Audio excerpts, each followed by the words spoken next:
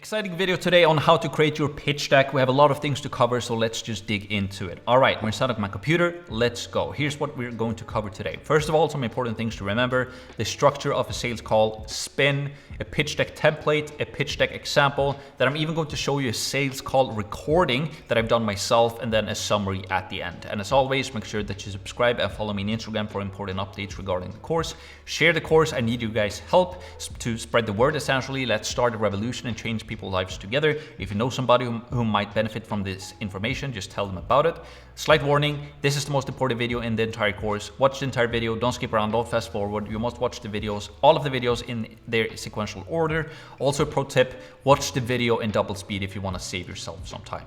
So let's begin the video. First of all, some important things to remember, right? So the goal, your main goal on a sales call is to offer a solution to your prospect's problem, right? It doesn't matter how convinced you are that you have the right solution. The prospect must understand and believe in it to buy. So this is like the main thing, and we're going to talk more about this when we start to introduce spin selling as well. But it doesn't really matter how much you believe in your solution, right? You must get the prospect or the person that you're talking to believe in it as well. And the easiest way to do that is to utilize pitch deck, as we're going to talk about more about in today's video, right? Also, important to remember is to understand your prospect. So by asking the right questions, you want to identify the current situation, the current problems and needs that your prospect currently have. Telling your prospect how great your solution is, it's like somewhat so good, right? It's like 2 out of 5. However, having the prospect telling you how great your solution is, that's 5 out of 5. And you can only get that by asking the right questions, right? So don't tell, but ask. So the main thing a prospect wants on a sales call is to feel understood. They want to tell you about their situation, their problems, and their needs, because the only way that you can have a solution for their problem is that if you understand their problem. So we talked about this in the previous video, right? The main thing on a sales call is to understand your prospect. Listen to them, don't talk over them, but ask questions, the right questions, the questions that I'm going to help you with that as well, actually give you questions in the next video. So ask questions, let them tell you what they need. That's the most important thing. Then you can retell to them to showcase that you've listened to them and that you understand their problem, and then present a solution to that problem that your prospect have told you that they want to solve. Super powerful. That's what sell is, or what sales is. The next thing, we all sell differently, and we touched about this in the previous video, but we all have different personalities, right? Don't try and be somebody else. Don't think you have to be a certain personality to be a master closer. Just leverage your natural talents. Also leverage the media buyer. So find a media buyer with experience in your niche. We've already talked about this, but leverage their system, their testimonials and case studies in your own sales presentation or pitch deck that I'm going to show you today. A matrix hack if you have no past experience yourself. This is very powerful. And we talked about this back in module number 2. This should already be crystal clear to you by now. Now, let's go over the structure of a sales call, right? So video call. So do all of your sales calls using Google Meet or Zoom. In this course, we talk about Google Meet, right? It works perfectly. This allows you to show your face and share your screen. Even if your prospect doesn't show their face, you definitely should show your face. It builds trust and lets their guard down. So it's a lot easier for me to trust you if I can see you, if I can see what you look like, if I can see what you look like when you talk, how you move, how you interact. I can see when you smile, I can see when you think, and all of these different things. I can see when you write, I can see when you drink. So you have to show your face. If you're not showing your face on your sales calls, you're just shooting yourself in the foot, right? Okay, so that's that. Then small talk. So open the call with friendly small talk. Ask where they're from, what they've done during the weekend and so forth. That's the next thing, and we're gonna go over this more in detail in this video and in the next video as well. After we've done some small talk, we basically open up the call, we do some small talk back and forth. After that, we spend like 1 to 3 minutes on that. Then what we do is that we just set the agenda for the call. So we basically just ask them if it's okay to jump into the call, essentially, like explain how the call will go and set the agenda for the call. So you basically start the video with some small talk, some personality stuff, like, oh yeah, nice to meet you, where are you from, where are you calling from, what have you done this weekend, oh you did that, I also did that this past weekend, it was awesome, yada yada yada, right? So you have some friendly, just open, like friendly personal talk, and then you basically just ask them, is it okay if we dive into it, basically? Is it if we get to business, essentially, right? So now we kind of shift the gear to let's dig into the call. If it's okay if we dive into the call right away.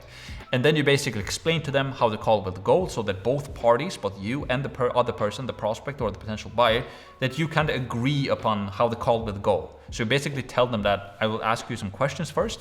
Then after that, I basically want to do that because I want to understand what you're looking for, so forth. After that, I'm going to do presentation for you, and then at the end we can discuss our offer and pricing and all of that. Is that okay? And then they say okay, and then both parties kind of know how the sales call will go. You've agreed upon something, right? So that is setting the agenda. And then spin questions. So then what you do, you basically start off the call by going through your spin questions. So make sure you understand their situation, problems, and needs. And we're going to talk more about this in this video as well, a little bit later, but also in the next video, go over in detail what type of spin questions you should ask and what spin questions are. After you've gone through your spin questions, then you go over your pitch deck. You share your pitch deck essentially. So you ask for permission to share your presentations, or presentation rather, and then you share your screen and go over the pitch deck. And then point number 6 is the Q&A plus close. So at the end, or basically during and after the presentation, you will naturally get answer, or you will answer questions naturally, because as you go through your presentation, people will have questions about certain things. And at the end, people have questions as well. And then at the end, you also go for the close. And if they don't want to buy right now, you definitely should close a schedule up or a follow-up call, right? So even if you don't close the actual sale, you want to close something, and you want to close a follow-up call. And that's a rookie mistake that a lot of people do, that if the person don't want to buy right now, you should at least book a follow-up call so that you can continue the conversation, right? Now, let's discuss spin and what spin is. So spin selling is a sales methodology where reps organize sales calls using questions from 4 different categories. We have situation questions, problem question, implication questions, and need payoff questions. So it's S, P, I, and N, spin. So situation, problem, implication, and need payoff. Situation questions, it's basically to understand their current situation about their business, current advertising, etc. So you basically ask situation questions to just understand their current situation, right? Problem questions, it's basically what problems do they currently have right now in their business? For example, what problem do they have with their advertising or with their sales? Like, what do they actually need help with? So we ask problem questions to identify problems. Then we have implication questions. And implication questions are basically questions that make the problem bigger or pour salt into the wound. So let's say I ask a problem question. So, okay, John, what are you doing in terms of advertising right now? Yeah, we're doing Google ads right now. Okay, how do you find Google advertising working for you? I'm trying to find a problem, right? Yeah, it's not working that great. Okay, John, so tell me, why doesn't Google ads work that great for you? So that's an implication question, right? Because now I'm starting to pour salt into the wound. Yeah, it's very expensive, it's very competitive. A lot of our competitors are doing Google ads, and it's hard for us to get leads, or it's costing us a lot of money. Okay, so how do you think that is affecting your business in the long run? Also an implication question, because now I get John to think, how does Google ads and how does it affect me and my business if I continue with Google ads with all of these negative things that I'm aware of, right? So that's an implication question. Identify problem and then just dig deeper into that problem because they might have problems, bigger problems from that problem that they are aware of, that they're not aware of. So they are aware of the problem, but they're not aware of the second, third, and fourth consequences of that problem. So implication questions are just questions to make sure that John himself, because you as the salesperson might listen to, okay, he has Google ads, that's going to cause all of these different problems. But John doesn't know that. And instead of telling John all of these about these different problems, you should not do that, because that's just gonna fly over his head, right? You don't want to do that. The whole thing about spin is to ask questions. So even if you, the salesperson, know the answer to the questions that you're asking John, you still want to ask John, because it's a lot more powerful if he tells you about the problem, because that's how the light goes off, right? If he is part of the solution. That's the entire thing with spin, to ask questions and then let the prospect tell you about the problems. So if you are aware about the second, third, and fourth consequences of this problem, you want to guide them with questions so that they tell you about these problems. Because that when John understands himself, like, hey, doing Google ads is not only expensive, but in the long run, I'm actually going to lose a ton of business because everybody else is going into this new advertising platform like YouTube, and they're going to crush me. So that's an implication question. Need payoff questions, that's the completely opposite thing. So you basically identify what they want to do, and then you basically, or like, what would their life or business be like if that problem was solved? So a need payoff question, that is the opposite to an implication question. You identify a need or something that they want, and then you ask questions to make them tell you about the future. If they get there, how wonderful will the future be? So let's say I ask John again, like, have you thought about YouTube? Yeah, I've actually thought about YouTube. Okay, why? Well, you know, I've heard that people have less competition on YouTube ads. Okay, why do you think that is? Well, yeah, probably because there's not as many roofers or gym owners or dentists doing YouTube ads. Okay, John, so how do you think that is going to affect your advertising if you have less competition? Well, it will most likely be cheaper. I will get more exposure for less money. I will get more leads for cheaper prices, and I will get more booked calls. Okay, so how will that affect your business? Well, I will be able to grow my business faster than my competitors. And then, you know, they start to see the potential in the future, right? So those are need payoff questions.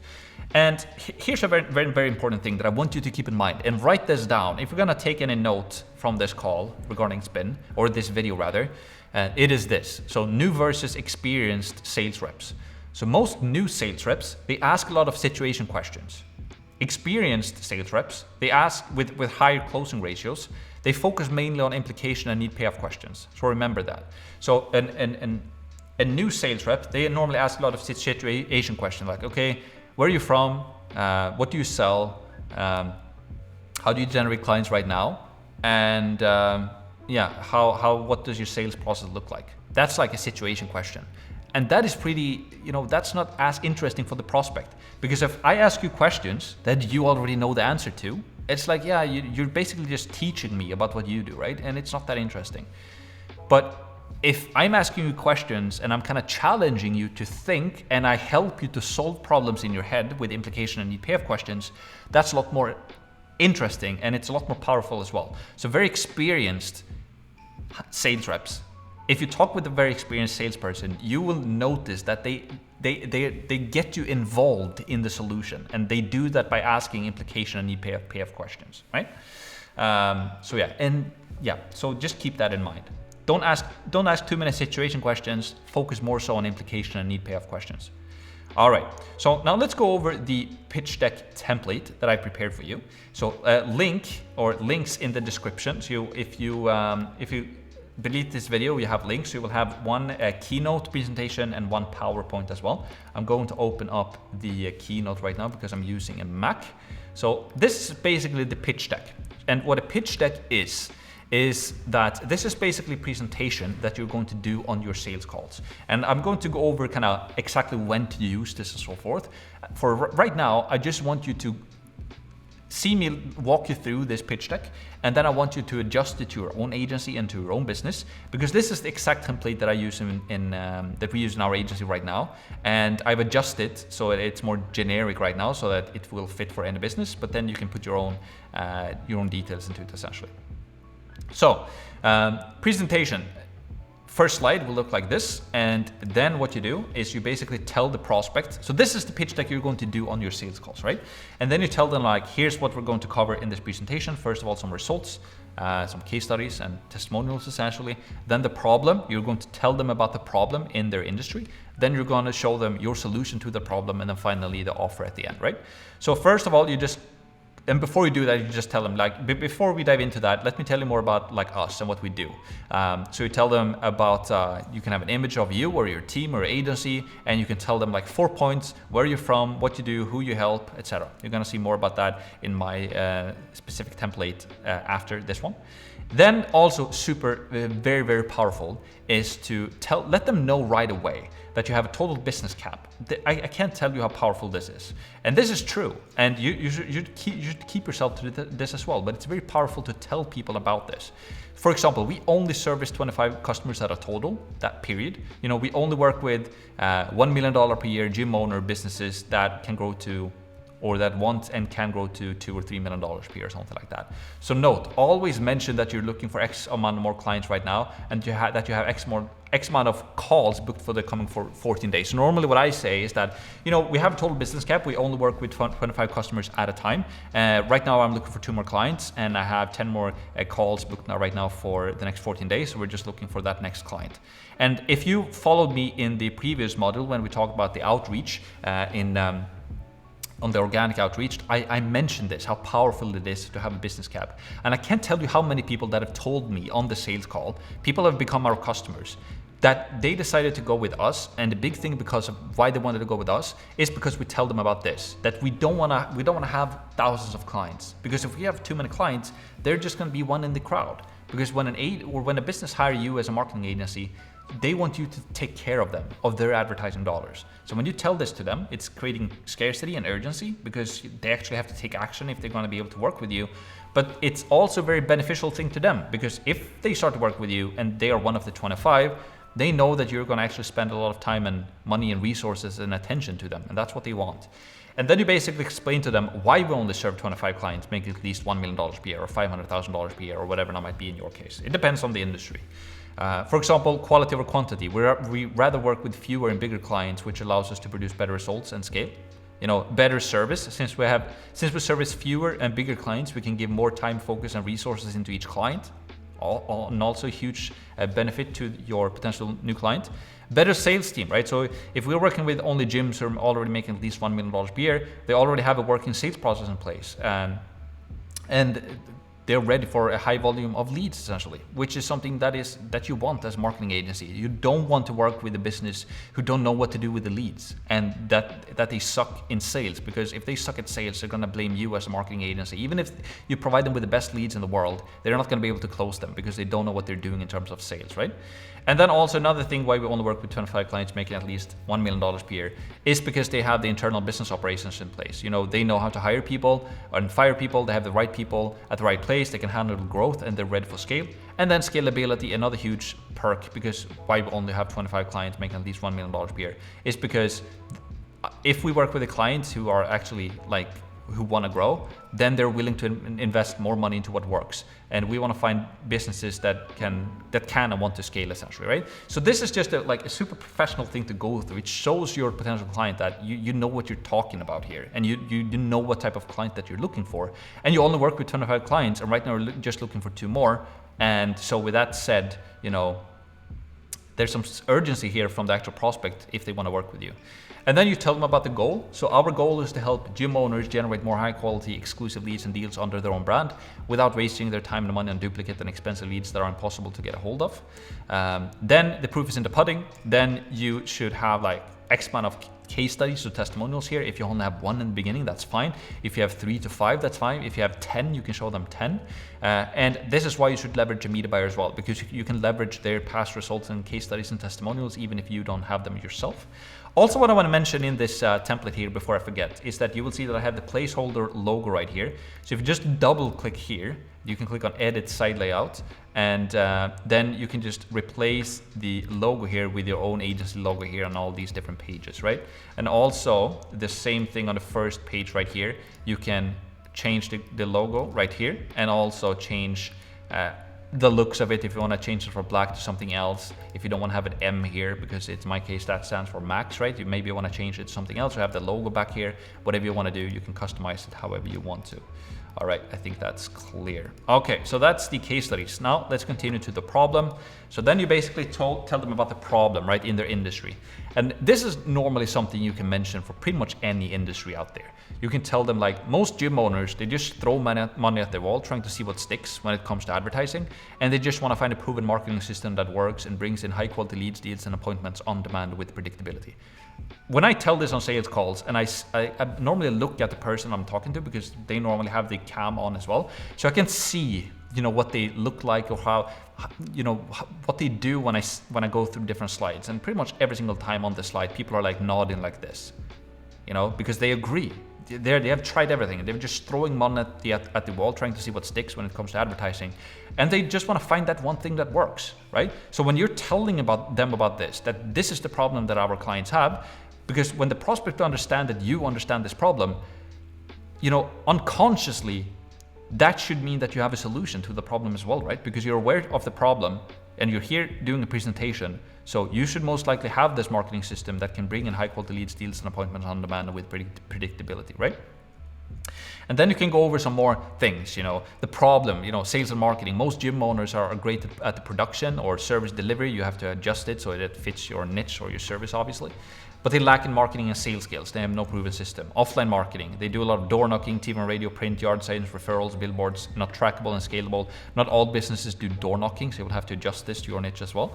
Lead generation websites, HomeAdvisor and Thumbtack, duplicate and expensive leads. This might not be applicable to your niche if it's not. You know, if they do use lead gen sites, just replace the words here, or the websites. If it's not applicable at all, you can just remove it. You know, Google Ads pay-per-click, very popular and therefore extreme competition, which creates high prices that kill margins. This is, yeah, most markets have this problem. Same thing with SEO, and then same thing with marketing agencies. Like generic agencies help everybody with everything. They don't know the industry. And SEO, same thing there, high competition, takes a long time to get results. Everybody's trying to rank for the same keyword. Expensive with zero guaranteed results. So this one, you can adjust this so that it fits your specific niche. You don't want to like copy paste this because then it's going to be weird. And then you go over the solution, right? So this is the solution. So you basically begin with it. So everything begins with YouTube ads, or if you're going to do TikTok ads or Facebook ads or Google ads or whatever now might be, you basically tell them that, hey, everything begins with a YouTube ad or a Facebook ad or Google ad or whatever it might be. And then you can add extra information about your advertising here, and you will see an example of how I did that here in just a sec. But you basically show them, we start with an ad, and then you can have a slide here where you kind of talk a little bit more about, for example, here's what an ad can look like, or how do we think about when we create the ads, whatever it might be. So you can add some extra information about the ads here. Then step number 2 is that you drive this traffic to a funnel. Right now I've just took a screenshot of my own funnel, you know, in the person ads or the one that you have in your agency right now. Obviously you would replace this with an image of the funnel that you're going to help your clients with, right? So not your own funnel, but the funnel that you're building for your clients, and everybody's going to have different funnels for different industries. But you have an ad, you drive that to a funnel, then you can have some more information about the funnel here. And then you drive that to a scheduling page. If that's applicable to your service, then you can use that, because you can use the high-level calendar, obviously, for your clients as well. And then the sales, right? Then I'll have an image here of a gym sales. So, but you can change this to whatever. So you have to adjust this, but this is kind of like the gist of it, right? The overall. Yeah, the overall thing, like you just you help them to visualize what the process looks like. And then you dig into like specifics, like here's what the ad can look like, here's what the landing page, or like specific parts of the landing page will also help you not only generate leads, but will help you generate booked appointments as well. And then, you know, the final step is the sales. And then I normally mention this as well. So after the sales here, I tell them like sales and marketing go hand in hand. We can't fix one and ignore the other. We must fix both. And we see 10 times better results when we are working with sales team handling the leads, or like when we have a working sales team handling the leads. So when we're working with the business who actually knows what to do with the leads that are coming in, it's like a night and day difference. And this is why we have a cap on the amount of clients we work with. And also the reason why we have a cap on like the revenue amount that we want them to generate per year, right? So that's that. And then I basically continue. So I tell them like, the next thing we do is that we help them with like retargeting, and then I break down what retargeting is. So, you know, you have a prospect, they visit your website, they leave the website, and then they start to see your ads all over the web, and we drive them back to your website, right? So I basically mentioned here that, you know, we don't let any leads fall through the cracks. And just you have something visually for them to see here on the screen, kind of to understand what retargeting is. And normally, like what they tell you on the sales call as well, you know, I start to see you everywhere. You know, I see your ads all over the place, and I've shown you how to do retargeting as well. So you would definitely get that on your sales call also. And then you can just tell them that, hey, that's exactly what we're going to help you with as well. You know, we're going to drive more traffic in using YouTube ads, for example, or Facebook or Meta or whatever it might be. And as soon as we get a click from them, you know, they're going to start to see ads from you guys everywhere. So I mentioned that, and then I also mentioned the lead handling software, right? Basically high level, because now if you have high level and you're going to utilize that for your clients as well, which you definitely should, then this is what I meant about why it's so powerful to white label high level for your agency, because you can utilize it, you can leverage it on your sales calls, you can leverage it here in all of the benefits that you get for high level for yourself and that you're going to utilize for your clients. You can just resell that to them. That's a ton of value for their business. High level is awesome software for local businesses, or all types of businesses for that matter. So now we just want to showcase what high level is. So you can, for example, say like a gym closing software, or, you know, our agency, our own CRM software / marketing automation software, right? So we normally say like, you know, you can track all of your new leads from every source in one easy-to-use platform, take advantage of our automated text and email follow-up campaigns to convert leads for you, manage and truly understand your new lead pipeline value, and close 5 times as many leads. We also have an Android and iPhone app for easy accessibility. In our case, we have white labeled our app as well, but even if you don't white label it, High Level still has an app that you can leverage, so you can still mention it here that your agency actually have an app as well, so they don't have to sit in front of their computer to utilize your software, but they can actually utilize the app as well. Then you can just mention to them, we have the team calendar, automated follow-up and text email campaigns. You can talk about that. You can also mention the every message one inbox. And you can see here as well that I've given you some pre-designed templates here, right? And here you can see you have the placeholder. So you can just replace that with your logo right there. You can talk more about like how you help your clients to, with reputation management, that you help them to get more 5-star reviews. That's something we can get with High Level as well. Super powerful for local businesses. Smart web chat widget, that is something that you install on your client's website to help them increase their conversions. So most people don't want to go to the contact page on their client's website and like fill out a form and wait for a couple of days, but they want to start the chat right now. So you help them with that. It's text-based, etc. And also that you enable like Google My Business messaging, which is also something that you can do with High Level. So that you enable that. That's also a ton of value to the client. So yeah, like the team calendar, again, basically just explain to them that we're not only going to help you generate leads, but actually book appointments as well. Automated follow-up and text and email campaigns. I normally tell them that we're custom building and custom writing automated text and email follow-up campaigns for all of our clients. That is something that we do. So we mentioned that. We have the every message one inbox, right? It's like a cross-platform communication place. So if somebody sends them a text or an email or a Facebook message or an Instagram message or Google My Business message or Google My Business review, you can basically reply to all of those different messages from one place instead of having to log into like 5 or 8 different platforms to respond to them. So it's a cross-platform communication tool, very powerful. Reputation management is again very powerful. Smart web chat widget, Google My Business messaging, very powerful as well. Then I go over in a little bit more in detail what Google My Business messaging is and why it's important and why it's powerful. So you can have that. We enable this. So if somebody clicks to chat, this is something new that Google has. Instead of just click to call, a person who Googles their business online can click to chat as well, because Google understands that most people don't want to call nowadays, but they rather want to just chat instead. And then same thing with the web chat widget. We tell them about that. We installed this on their website. We help them to gain more conversions, and it's it's text-based back and forth. So here we're just building up more and more value regarding the software that we have as well. And normally what I mention here as well is you can mention here as well that you're building all of your funnels in here, all of your surveys in here, all of your forms in here. You have your calendar in here. You have everything that you need for your clients and for your agency as well to be able to serve your clients in one place. And that is very important because that allows you to see all of your metrics and conversions and all of that in one place, because you have all of the solutions in one tool instead of having multiple different tools, which is a game changer. So you can talk about that as well, that this is not only beneficial for your client, but it also helps you as the agency to utilize this software for your clients, because it helps you to provide better service for them essentially. And also again, you can tell them that it's your own software or it's a white labeled software or whatever it might be. And yeah, so it's a pretty cool thing to have as well. It shows that you're serious and that you're invested in this and so forth. So yeah, and normally what I do here as well is that I just basically just tell them that, yeah, so this is basically the full, the entire system that we have. And I highly, again, recommend that you obviously change out those images so that it kind of fits your system and it has like the funnel that you're going to use and so forth. And then here's a great place to just ask them, like if they have any questions. Normally, it's what happens is that they will interrupt you along the way here, and they might have a question regarding retargeting or whatever it might be, and you can answer that if they ask you. But here's normally a good place as well. Now we've kind of gone through the entire solution, so you can ask them here like, yeah, John, do you have any questions so far or anything that you're wondering? They may be like, yeah, I have a question regarding funnel, yada yada yada, and then you dive into that. So that's that. And then once you're done with those questions, you can just ask them like, all right, if unless you have any more questions, we can just dive into talk more about our offer and how that works. Is that okay with you, John? He's gonna be like, yeah, okay. And then you just go through the offer. And then what we do with the offer that is really, really powerful is that we do a value stack. And then we do price drop. So this is very powerful when you do sales, because what you do is that you basically line up everything that you're going to offer to your clients and you put a price tag on it.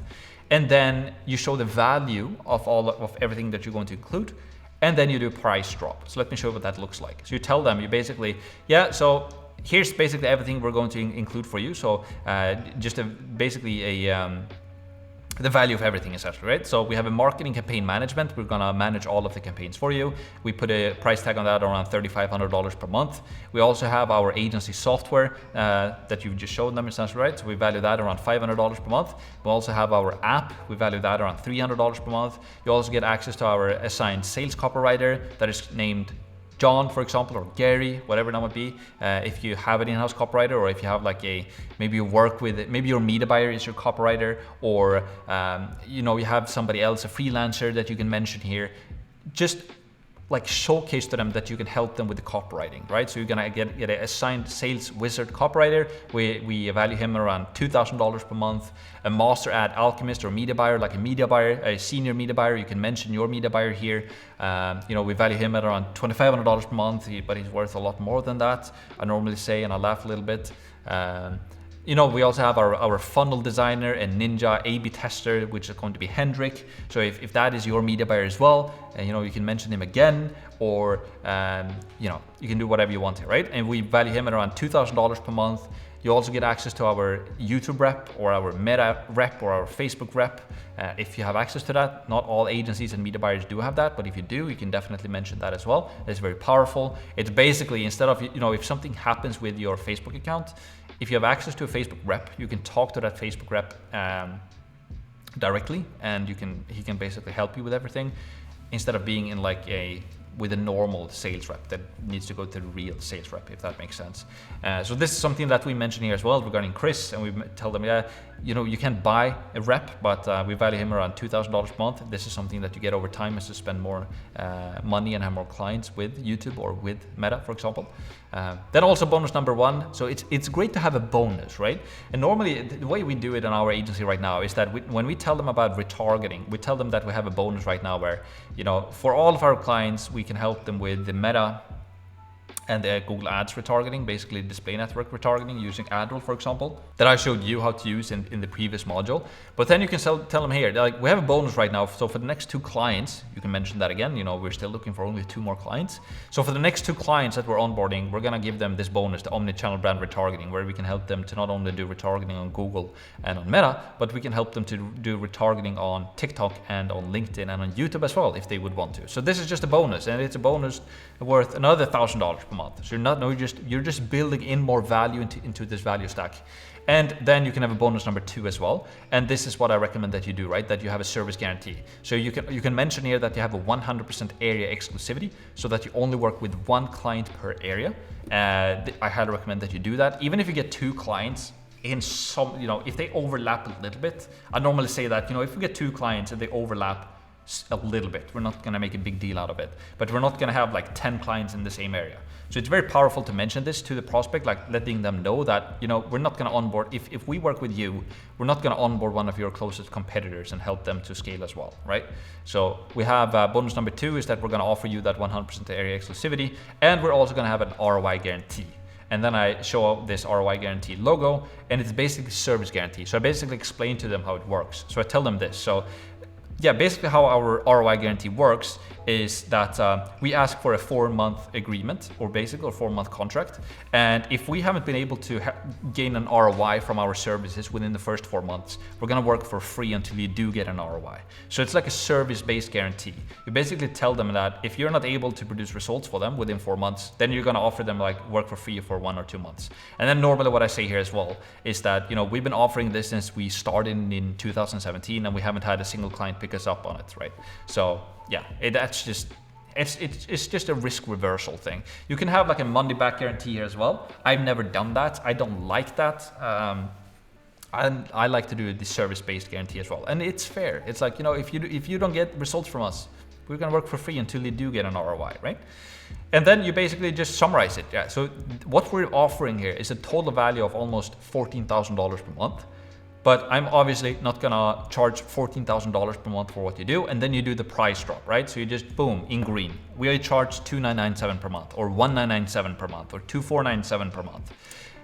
It includes the ROI guarantee, the service-based guarantee. We have a 4-month agreement, so you can do 90 days or 120 days, or however long you want to do, or however short you want to do. This is excluding ad spend, right? So we tell them like $2,997, that's for us, the agency, to do this all for you. That's the management fee. And we have a cap of 25 clients, and that's it, right? So this is a very powerful way to to present your price. You just do value stack. This is all what's included in Mr. Prospect. And I've shown you everything in here as well. I've shown you all of the value that we're going to help you with. I've also shown you all of the testimonials and case studies. You know that it's working. They know that it's working. They like us and trust us. They know who we are, where we're from. We only work with 25 clients. We have the scarcity, we have the urgency. They like us even better here because we focus on few clients. Again, they know the results, case studies, testimonials. They know that we understand them, and with that we have a solution to it. We understand the problems. We've listened to them with the spin questions. We know their specific needs and problems. We have a specific custom solution to them here. We've answered all of their questions, and then we've summarized everything in a very professional way that is worth a ton of money, and then we do a price drop, and it's only $2,997 or $1,997. Or 3,497 or whatever you want to be, right? And I in the beginning, right, I recommend in the beginning, don't go lower than 1,997. You don't want to charge less than $2,000 per month. Charge at least 2,000, and you can, or 2,500 or 2,497. And then what you can do as well, like on some calls, you know, when we get a big client, when I get a booking and I can see that this is a big company, I might just change this price and do 3,497 for this company. And then I talk with a little bit smaller client that I know this company do not most likely have as much money. I can do 2,497 for them. You know, there's nothing wrong with doing that neither, right? So you can adjust the price for the company that you're talking to.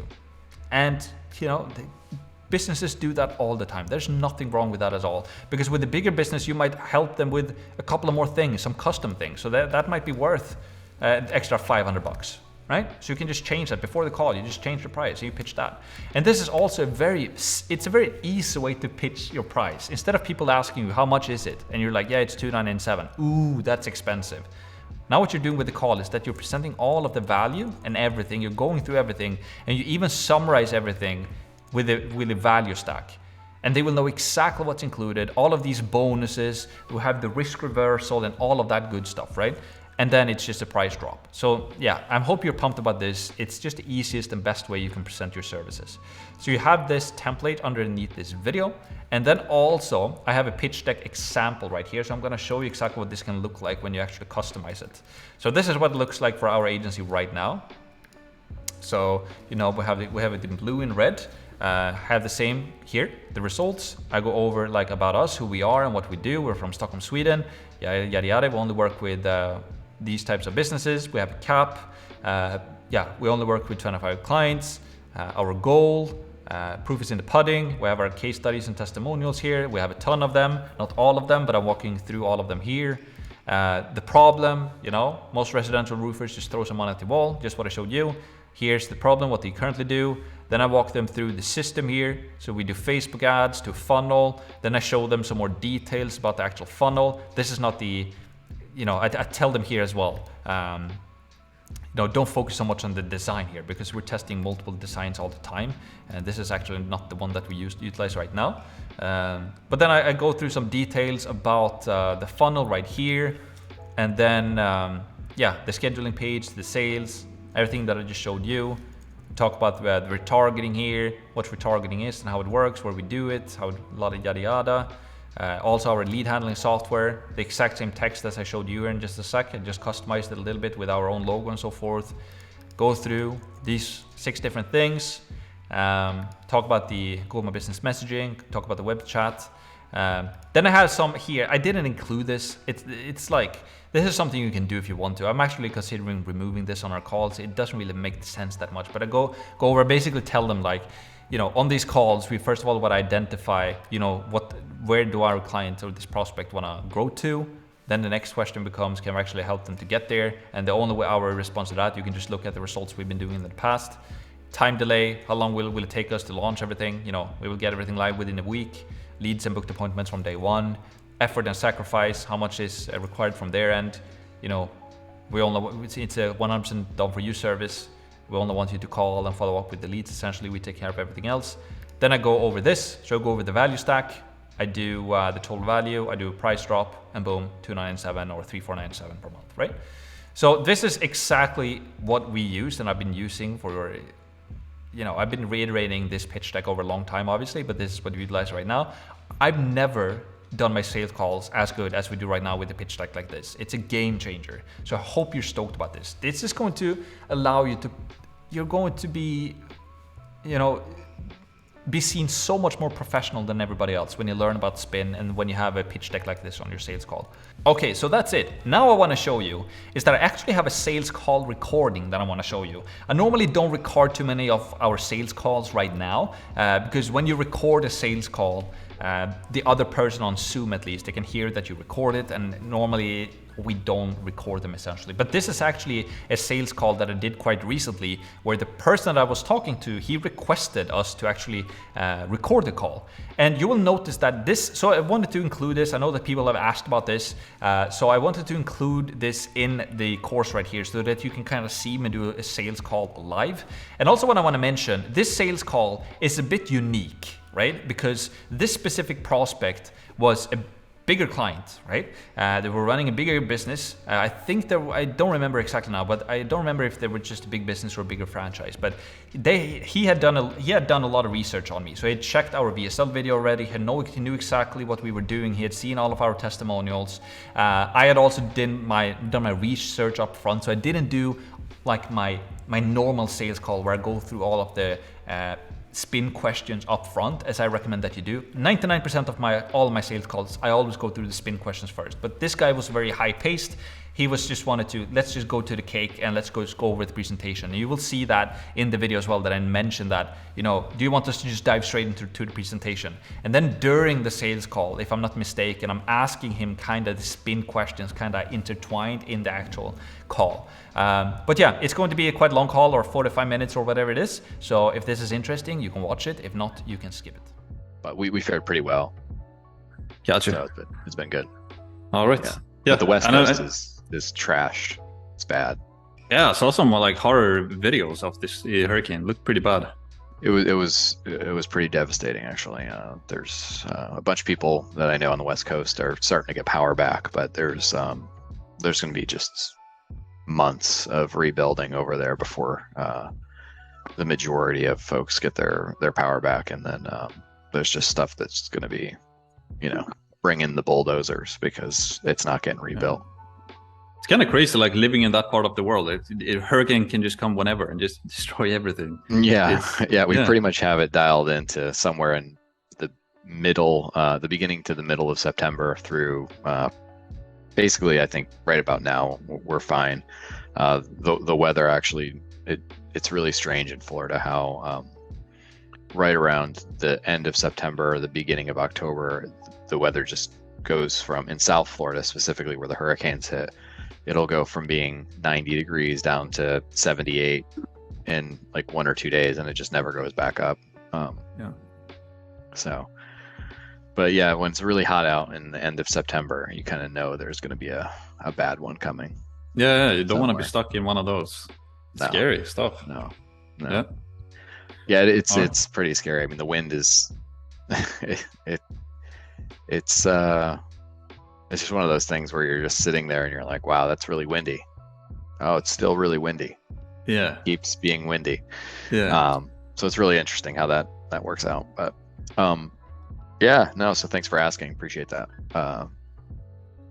So tell me a little bit about you guys. I started clicking around on the internet, looking at different home improvement contractor websites and different things like that, and I must have landed on a search category that you guys were targeting, and you wound up in my news feed as a lead provider.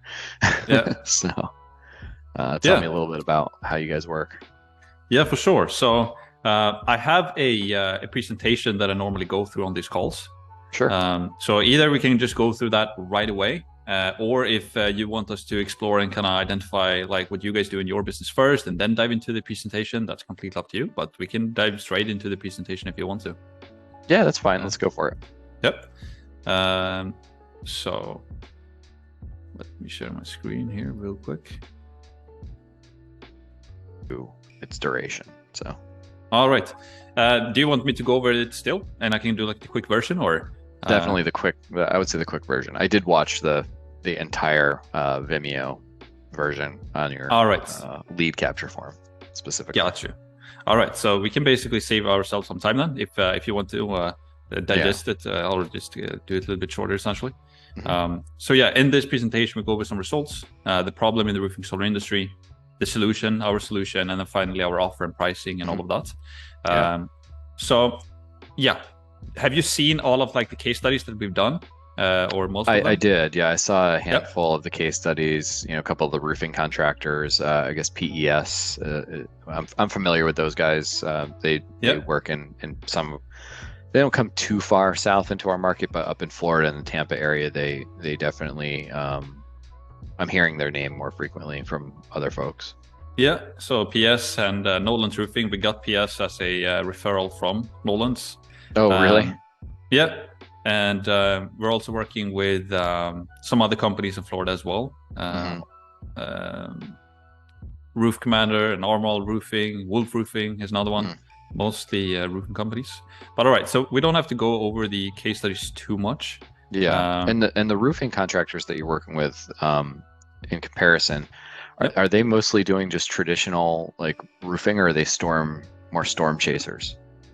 No, mostly not insurance based, but they're mostly doing it retail, I would say. Yeah. Okay. Definitely. Yeah, that's helpful to know. Yeah. And yeah, then normally I don't know if I go over that in that video that you watched, but normally like the problem in the roofing solar industry is they either do like offline or lead generation websites, Google SEO, right, and so forth. Yeah. And then directly to our complete solution. I think I went over that in pretty much detail in the video as well. Do you want me to reiterate this or go over this again, or do you have this fresh in your mind as well?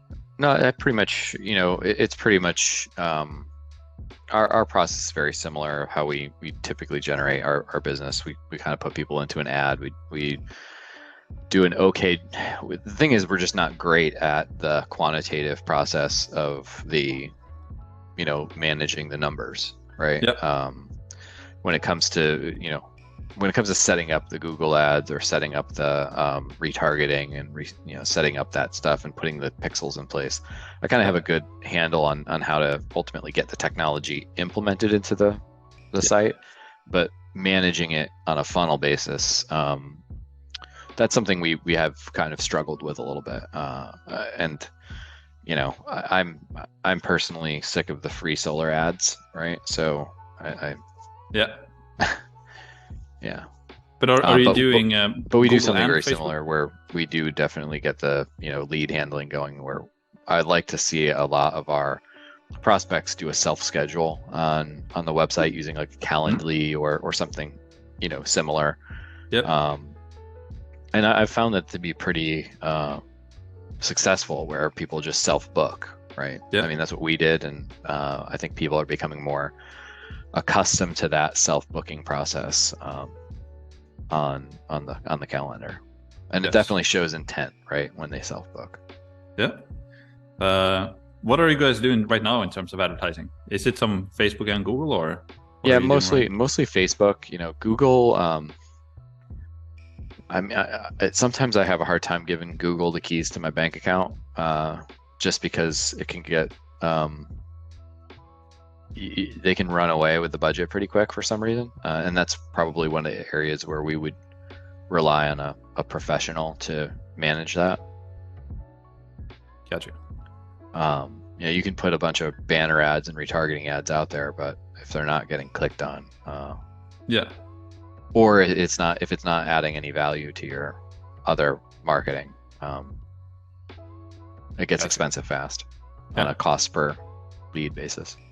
So the main lead generation channel right now is to get people through Facebook, essentially? Yeah. Yeah, Facebook, Instagram, whatever whatever the platform is that people's attention is on nowadays. Yeah. Do you know approximately how much you pay per lead and per appointment, so forth, right now, from the Facebook side of things? We haven't been doing a lot of advertising recently, but it was in the range of somewhere for an appointment, anywhere between $85 and $150 per appointment, in that range. Yeah. And there was the occasion where it would crest up to $250, $300, for whatever reason. Yep. And that's where things start to go sideways, right? Once the appointment costs start to go into the $250 to $500 range, and there's no correlation to how it happened. So Gotcha. We just don't have an agency, level person in our, employment currently, right? Somebody who knows how to quantify those numbers. Gotcha. Yeah, but our solution is pretty to the point. We only focus on Facebook, and we do some retargeting on the Google Display Network and so on and so forth as well. But the thing that we like to do differently with the Facebook ads is that we like to use real images of real people from within the business. So we don't like to use stock photos and so forth. Yeah. So we see better numbers from that, and we build trust and authority in the brand and so forth as well. Mm-hmm. We do all of the advertising under our client's brand and digital assets. So you guys own and control everything, and we're just in there helping you guys essentially. Okay. And we also have full transparency with everything that we do. So when we onboard a new client, we do an onboarding call, we extract everything that we need, we set everything up, and then before we go live, we record a video showing everything. Here's what the ad's going to look like, here's what the landing page is going to look like, so on and so forth. So the business owner always knows what's going on under the hood, essentially. Right. We've also white labeled a lead handling service that we call homeservice.co, and included in our software, we have the booking capabilities. We build all of our landing pages in here. We have a solution very similar to Calendly as well, so we can not only generate leads but book appointments to our clients as well. So this kind of breaks it down. We have the team calendar in there. We also build automated follow-up and text email sequences for our clients that we custom build and custom write. Every message, one inbox, kind of similar to Podium, if you've heard about that. Right. Yeah, so you can cross-platform communication with the homeowner from one place. You can send it's text like and email. A developed project on high level or something like that. Yes, exactly. It is high level, and we've just white labeled it with our brand, obviously, and we've also custom tailored everything specifically to our roofing clients. Essentially, it's not mandatory to use, but it's some of our clients have their own Salesforce integration or HubSpot or whatever they use. Then they can use that, obviously. But this is something that we offer, and we can integrate this to if they have a project management tool or whatever that might be. In the roofing industry, they have Job Nimbus or ActiveLinks. Then we can get the two software to speak to each other, and we can send the leads in between if they want to do that automatically. Gotcha. But yeah, this is pretty much the core of what we do and what we offer. So yeah, if there's anything in particular you want to discuss, questions regarding the ads or the funnel or scheduling page, we can do that now. Yep. Tell me a little bit about the ads that you've done for PES or any of the other solar companies. Or I did notice that I did when I saw their ads, I did notice that they did have more PES branded advertisement, which I thought was different than what you typically see in the solar ad industry, where it's do you have an electric meter that looks like this? Click here to get more information about this free program that doesn't exist. Do you see yourself or your partners, are you guys building out other Facebook assets, like a switch to solar kind of site that does get somebody's attention, at least gets a click, and then using that pixel to then retarget using the other ad? Is that something that you're doing or familiar with or recommend? Yeah, I know that some people do that they do a broad campaign, just trying to get a ton of clicks, and then they kind of retarget with people with a more direct response ad where they try to get response or leads from, essentially. Yeah. I've tried that, but normally we just get the best results when we do a direct response ad right away. And we have certain ad copy that we know is working, and we really like Florida. It's just a great state, to be honest. We see some of our best results in Florida. But we have some templates that we have for our clients, but then also before before we launch, we always work with our clients to see if they want to adjust it in some way, shape, or form. Yeah. The main thing with the copy is pretty straightforward. It's just to like call out the homeowner, make sure that they understand what the ad is about, and then we normally do like a value stack, so we can talk about the different benefits about the warranties or the financing or whatever it might be, or how much they can save or whatever it might be. And you can also twist it to, you know, you need to make the ad a little bit more interesting than just offering like a free home inspection or get a free estimate or something like that. So you can use like a special program or whatever now you want to do. I know that you mentioned that previously as well. But then the most important thing really when we do the ads is really the creative. So having custom images. So from the company, normally photos with people work really well. And we have like, so yeah, every single time when onboarding a client, we have a PDF of some of our best performing images for our clients, and we can send that to our new client, and we basically ask them to take similar ones. You don't need like a professional agency who take like super professional branded videos like PES does. That's something you can do in the future if you want to, but it's definitely not mandatory to get good results from Facebook ads. Yeah, we have a lot of content of like drone footage of our systems and stuff like that. But I'm a big fan personally of the human-based, you know, people sitting in their backyard having, you know, drinks, but their solar is on their roof kind of scenario. Yeah, and they don't even, they're not like acknowledging that it's there. It's just a part of their life, you know. Yeah, normally those photos works a lot better. It can be a simple photo like this one here as well, worked really well. Just 4 guys standing, smiling into the camera. Worked really, really good. So doesn't have to be something super special most of the time. Yeah. Gotcha. Just a good offer with a good personalized image, essentially. Yeah. Perfect. Yeah, no, that's super interesting. One of the things that we're looking to do, Max, it's a little bit different than what we've done in the past, is we're trying to generate, I want to say like a lot more appointments than we're traditionally used to. We're going to be scaling up pretty substantially over the next, I want to say 3 to 6 months, where we really want to get to a point where we're closing somewhere in the range of 200 to, I want to say 300 is our range, new installs a month. And we're going to be doing that across 4 states, at least 3 to start with: California, Texas, and Florida. And we don't want them all to be, you know, we don't want it heavily weighted on one state more than the other either. We have a pretty clear direction that we want to keep the sales pretty evenly spaced out between those 3 states, and then adding Arizona and Nevada probably in the beginning, middle of Q1, beginning of Q2, and then increasing the number of sales to somewhere in the range of 400 to 600 at that point, and then going to close to 1,000 by the end of Q4 2023. Cool. And we typically run about a 20% to 23% close rate. So we would just need probably around 40 to 50% of our sales when we're at full scale coming from social media and whatnot. So to start with, I think we can get the 150 to 200 in the next 3 months going with just social media alone, in those 3 states.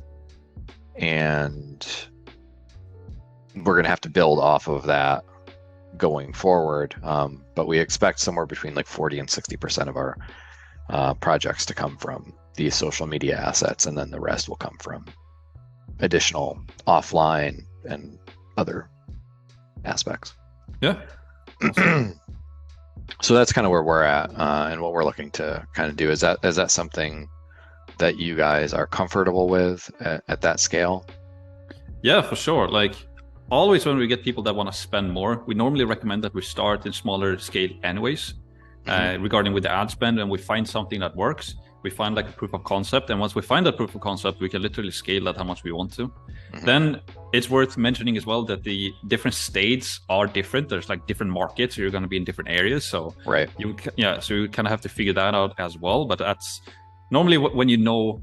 Since we only work with the roofing and solar companies, we know already kind of what targeting to do and the funnel and so forth. We have those variables in place, but always the wild card is always the area.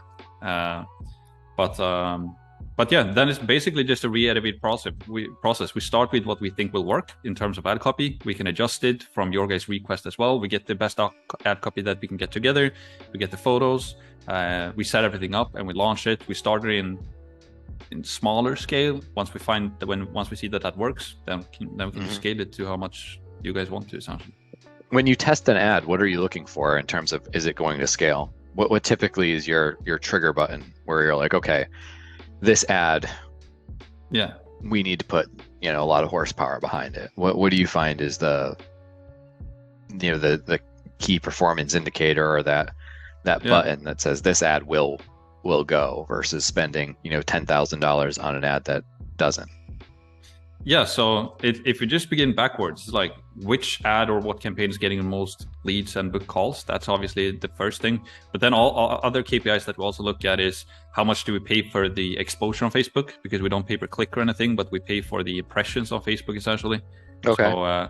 So CPM, that is called. CPM, cost per mil. So we look at that. Is that good? The click-through rate, how many people actually click on it? What do we pay per click? We also check. Also, what we test a lot is the conversion rates on the funnel. So we A/B test the funnel all the time. And if we have a conversion rate of like 8 or 9% when we start, and we can just get that up to like 15 or 20% by just shifting an image on the landing page, then we pretty much just doubled our amount of leads by just shifting an image on the landing page, essentially. So normally, that's basically where we spend most of the time. And then also testing images. Images is normally like the biggest thing on Facebook ads, because we always test the same ad copy, and then we have maybe 10 different images that we test, and then one image stands out for some reason. We don't know, people like it for some reason, they find it strange or appealing or like interesting, or so they click mostly on that one. And we start to find clues, what images works, what ad copy works, what type of landing page works, and then we just improve it over time, essentially. So that's basically Do you have any clients that are spending, $100,000 to $200,000 a month in their markets and seeing a substantial conversion rate? Not that much, no. Okay. It's pretty unusual for like a local business that want to spend that much. Normally it's like, at most it's like 20 or like $15,000 to $20,000 per month, but 100K. What type of conversion are you seeing on, let's say, 50,000 a month or 30,000, which is your average, right? 30,000 is your average. You mean in terms of ad spend per month, if they spend like 30K a month? Yeah, like PES, they seem to be doing well in terms of their installations, right? I see, I get a report that shows me how many permits they pulled. So it seems like they're doing pretty okay. So like Nolan's, for example, they were spending $50,000 per month back in 2017. And they were doing like Team Radio commercials, a lot of Home Advisor and so forth. And then with us, they spend around $16,000 per month, and they were converting around 40% of all leads into booked appointments. Which is not that bad. Obviously, it can be a lot better. But then we have clients like, we have Viking Contractors, for example. 310 leads. They spent $8,000 within the first month, or close to $8,000. And they got 310 leads, $25 per lead, 267 verified booked appointments. And that's only the online calendar for $29 per appointment. So if they start to call the ones that didn't book online, they can get this number down even more. Gotcha. So these are really good numbers, obviously. But even if we were paying like $50 or $60 or $80 per lead, or per appointment rather, that's really good as well. So basically what you're saying is that these folks like Viking and there was another solar guy and whatnot, you're using more of a direct campaign approach, a direct, hey, we are the contractor, we are going to help you with the solution to your problem that you've somehow discovered that you have, and give us a call, right? Give us a shot at talking to you like a human being, and we can help you. And you're seeing their booked appointments significantly probably higher than the folks that are doing the, hey, if you have an electric meter that looks like this, there's a program for you, right? That they probably realize that it's kind of like a scam once they fill in the information. Yeah, so like there's 1,000 different ways of running ads, and I'm constantly checking different ads, and our copywriter do that as well, kind of different angles, and we test it out and so on and so forth. We've just stuck with our methodology because we know that it works. However, like another thing that I'm very interested in that I actually don't have numbers on right now, but that I'm looking for, and I know this is the case in e-com, is that a lot of the people that see our direct ads don't go through our process as we want them to. Like this, they see the ad, then they start to see the retargeting, but they might land on the landing page, but they don't go through and book. Instead, what they do is they start to Google the business. They want to check the reviews. They want to go through the website, go through their Instagram, check everything, and then they call them via the phone on the website instead. And it's something crazy of like 80 to 90% of all the impressions you get, like, don't go through the funnel, but they actually go through another way or call the business. So this is where tracking. What do you think what it attributes to that? You think in terms of the reason why they don't click through the funnel and they're going like a traditional route almost. In terms of those buyers, what do you think they're? Yeah, I guess they want to find like the best. Yeah. As you know, when they shop around for anything else, they just look around, look reviews everywhere, and kind of want to see what they want to go for. So. And what I wanted to get to as well is that's why it can be very powerful if you have a huge spend on social media. Let's say that you're spending a portion of the budget where you do like direct ads and try to get people into the funnel. Yeah. You might also spend a bigger portion of the money just to pay as little per impression as possible and just kind of get the brand out there to as many people as possible and try to hook them in essentially. And because most people in the market are not ready to buy it right now, but in 3 or 6 months they will. So then you want to be top of mind, or all of that stuff. Yeah. Okay. And definitely, if there's going to be bigger ad spend, then I would definitely recommend to spend most of the money into a process like this, but also implement more money into some type of branding, and also spend. If you're going to have a big advertising budget like that, then you would definitely, as well, in my advice, like spend a portion of that money into like hiring a professional video agency and get some like really, really cool content, like video and so forth created as well. Right. DS did that, yeah. Okay. That sounds good. What else? Yeah, well, that's basically it. We can go through our offer as well and kind of how that works. Sure. So yeah, it's pretty straightforward. And also, so I just want to mention a couple of things first before I do that. So when we do these calls, we just want to identify where does this business want to go to, where are they right now, where do they want to grow to essentially, and then the next question becomes, can we actually help them to get there? And we can just pinpoint to the work that we've done in the past. Another question that people have is regarding time delay. So they wonder how long is it going to take to get started, get everything set up, and so forth. And once we onboard a client, we get everything live within a week, and we get leads and booked appointments from day one once we start. And then effort and sacrifice. The only thing we ask from our clients is basically just to show up to the appointment, or call the incoming leads and show up to the appointments. Right. And it's a done for you service, obviously. So we set everything up. The only thing that we ask for our clients to do is to get custom photos and so forth. That definitely helps. And also normally what I mentioned here is regarding the transparency, as I mentioned, that we show our clients everything that we do before we launch, and also the that you guys own and control all of the digital assets. Yeah. Got it. Yeah. So just a simple value stack, what we include, we do the marketing campaigns management. So we manage that. We value that around $3,500 per month. We also have our software, our app that we white labeled. We also have our in-house copywriter, Gary. Value him at around $2,000. But yeah, he's worth a lot more, but that's his price. Then we have our senior media buyer as well. That's Nicholas. So it's mostly me and Nicholas to do the media buying. And then we also have Henrik, who's also a media buyer, but he's mostly doing the funnel testing and so forth right now. We also have access to a Facebook rep, and this is not something that you can buy, but that's something that you get over time, essentially, as you spend more time and money with Facebook and have more ad accounts and so forth. So if something happens, we can just get access to the real support right away. We also have a bonus right now, so we can implement for our new clients if they want to do omni-channel brand retargeting, if they want to show up on all platforms, not only Facebook and Instagram and Google. That's something that we can help them with if they want to do like a YouTube retargeting campaign or LinkedIn or whatever that might be, TikTok. And then bonus number 2, what we also do is that we do a 100% area exclusivity and an ROI guarantee. If we have some clients who overlap a little bit, we're not going to make a big deal out of that, but we don't want like 10 clients in the exact same area. Right.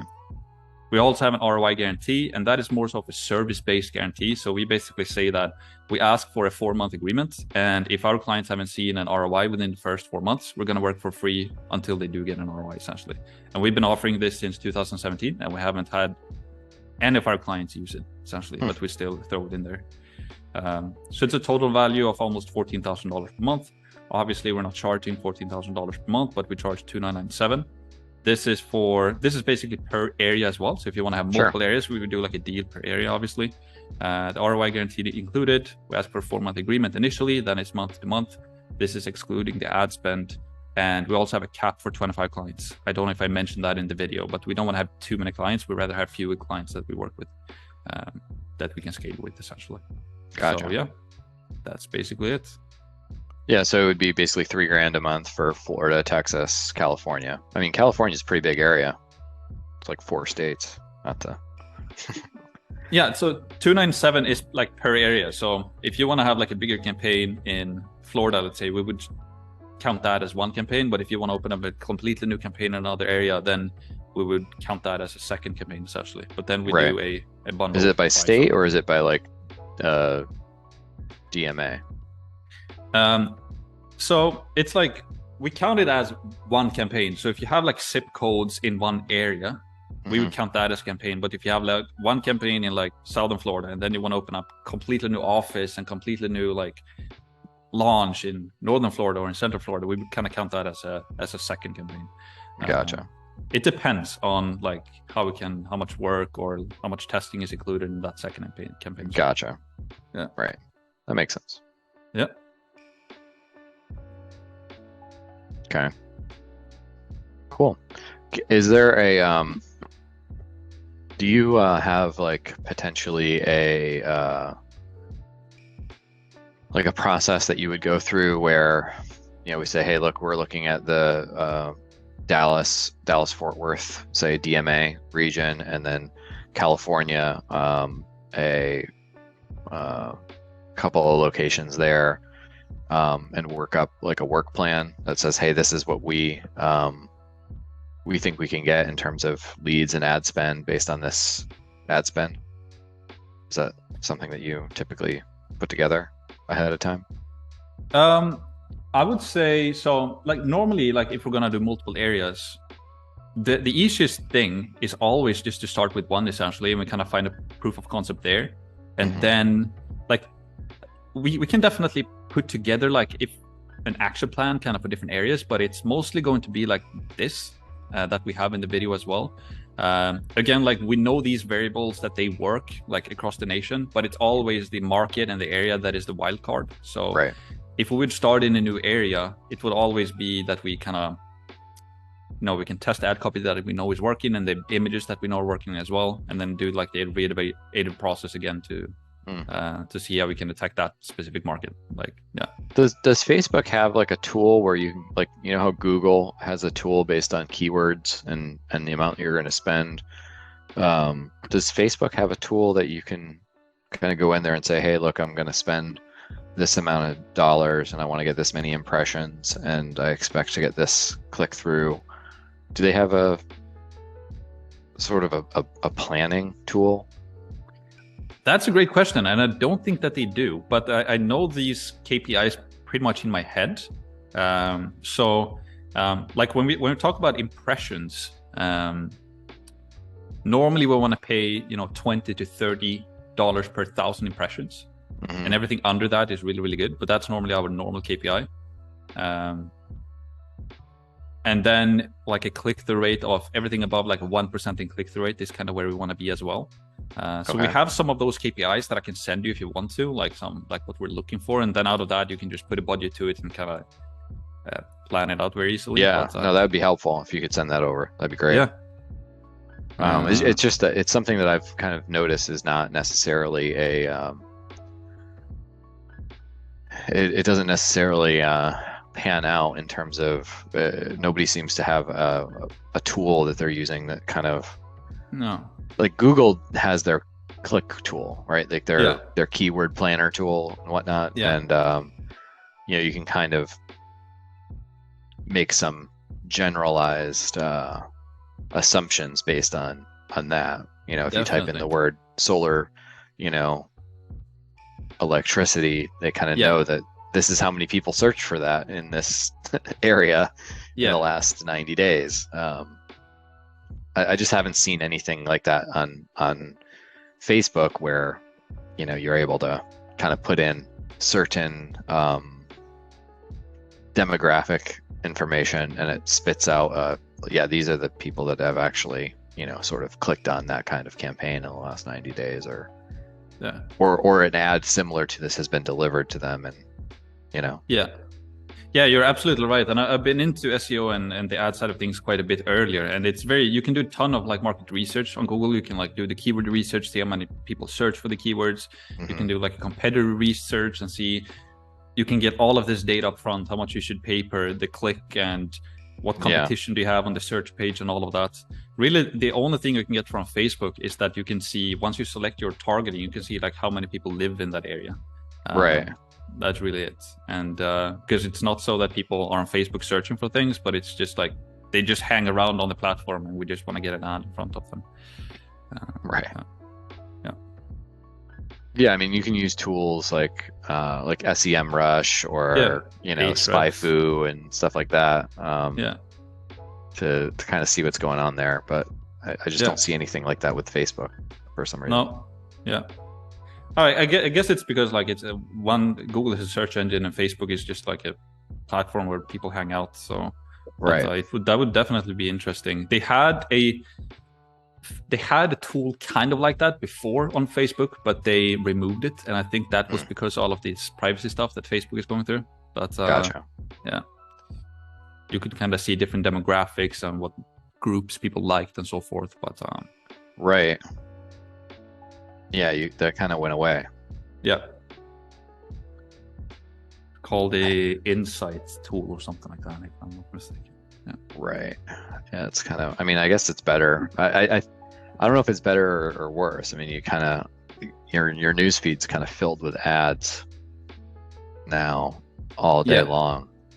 So it is kind of bizarre how I feel like TikTok. If you've ever scrolled through TikTok, they kind of figure out a way to like get ads into your news feed without it. Feeling. Like an ad for some reason. A lot of influencers and stuff. Yeah. So that's pretty interesting how that is shaking out. I just don't know how many people are actually using TikTok for any reason, Yeah, TikTok is mostly younger people, but I think it's starting to get older and older people on there as well. I haven't I have done some retargeting campaigns on TikTok, but I haven't done like a cold campaign, and I'm not sure if you can do a local campaign with TikTok. I've heard some people say that you can't, but it's more sort of like a nationwide campaign where it's great for e-com and so forth. Gotcha. But yeah, video is big, and YouTube is something that's very interesting as well. That a lot of businesses have like dove into yet. We still stick to Facebook because we know that it works, but if I would start a new agency from scratch, I would most likely look into YouTube quite a bit as well. Right. Yeah, I've heard a lot of folks want to talk about YouTube as well. Yeah. Not too many agencies though. I haven't really heard of an agency that has really figured it out, at least in our space, that does it really, really well. No, I haven't. I mean, I see personally, like if I open YouTube, like if I'm like, how do I fix my whatever at my house, which is pretty much all I ever use YouTube for. It's just, or how do I build an Excel spreadsheet for, how do I create this formula?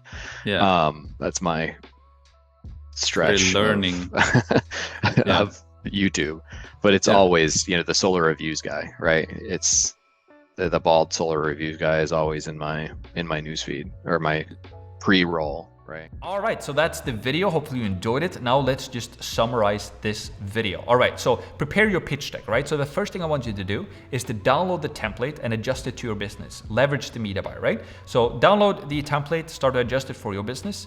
Then also start to practice it, right? So once completed, practice it for yourself. Talk out loud, present it to a friend, sales role play, all of that good stuff, right? And then keep on going, right? So you're doing great. You'll be greatly rewarded for all of your hard work. So just dig into this, do your absolute best, and just keep on going, one step at a time.